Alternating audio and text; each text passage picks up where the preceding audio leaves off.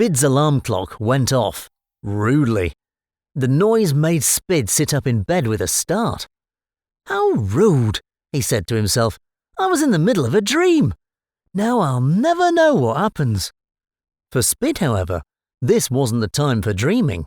It was morning. The meant it was 7 o'clock, time for him to get ready for work. He rolled out of bed and gave himself a stretch. With all those arms and legs, it took a moment. "Oh," he groaned, "I still ache from all the hard work I did yesterday."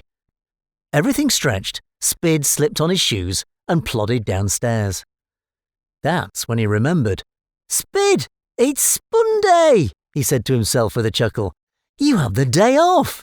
How could you forget something as marvellous as a day off? You can go back to bed and get some rest. It's not as if you don't need it. You still ache from all the hard work you did yesterday." Straight away, Spid scurried upstairs and hopped back into bed. "Of course it's Spun Day," he thought. "Silly me. I don't need to get up. I can stay here all morning if I want to.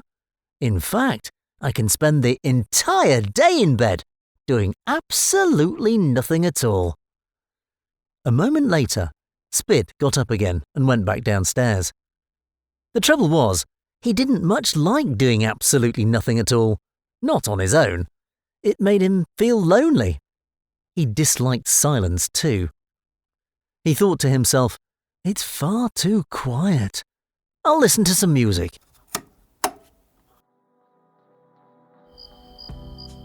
Spiddy Holly and the Crickets, they're good, especially the crickets. The thought of great music that he could also eat was almost too exciting, even for Spid.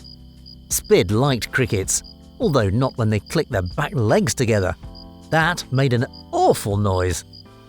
No, what Spid liked was to eat them.